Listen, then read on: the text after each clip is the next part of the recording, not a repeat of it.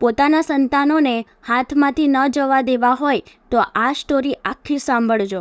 આદર્શ નારી સુશીલા ભાગ 4. સુશીલા બધાની સાથે ક્ષમતા રાખતી હતી, સરખો વ્યવહાર કરતી હતી. જે કંઈ પોતે ખાતી પહેરતી તે બધાને સમાન ભાવે આપીને ખાતી પહેરતી હતી. તેને ખાવા પીવામાં, પહેરવા ઓઢવામાં બીજાઓથી કોઈ ભેદ ન હતો.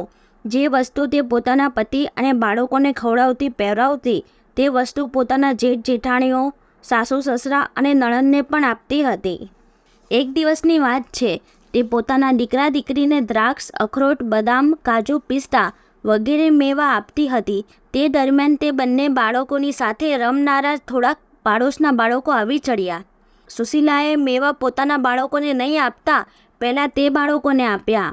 જેટલા પોતાના બાળકોને આપ્યા તેટલા જ તે બાળકોને આપ્યા. બલકે જે વસ્તુ વધુ સારી હતી તે પહેલાં પાડોશના બાળકોને આપી અને જે થોડીક ઉતરતી કક્ષાની હતી તે પોતાના બાળકોને આપી.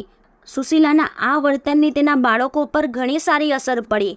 તેના દીકરો દીકરી પણ ઘણા સંસ્કારી હતા. તેમણે પણ પોતાના હિસ્સામાંથી અડધો ભાગ પેલા પાડોશના બાળકોને આપ્યો. સાચી સુશીલા માતાના સંતાન આવા કેમ ન હોય?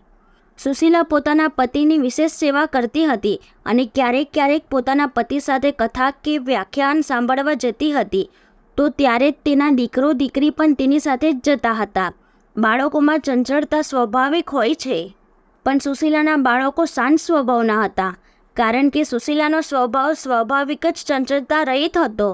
તે બાળકો ત્યાં ચૂપચાપ શાંતિપૂર્વક બેસીને ખૂબ ધ્યાન દઈને વ્યાખ્યાન સાંભળતા.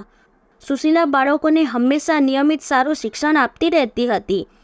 તે કહેતી રહેતી, સૂર્યોદય થયા પહેલાં જાગી જવું, દરરોજ વડીલોને પ્રણામ કરવા, જૂઠ, કપટ, ખોટો બચાવ, મારામારી વગેરે દુરાચાર કદી પણ નહીં કરવા, હંમેશા સાચું બોલવું, કોઈને અપશબ્દો કહેવો નહીં, અંદરો અંદર ઝઘડો, મારપીટ, ગાળાગાળી કરવા નહીં, સૂર્યનારાયણને રોજ સવારે અર્ધ્ય આપવો, કોઈ પણ ચીજ ભગવાનને અર્પણ કર્યા વિના ખાવી નહીં, બધાની સેવા કરવી, બજારમાં તૈયાર મળતી ચીજો ખાવી નહીં, બીડી, સિગારેટ, તમાકુ તેમજ ભાંગ, ગાંજો વગેરે માદક વસ્તુઓનું સેવન કરવું નહીં, ક્લબ, નાટક, સિનેમા વગેરેમાં કદી જવું નહીં, કથા, કીર્તન, સત્સંગમાં જવું અને શાંતિપૂર્વક શ્રવણ કરવું.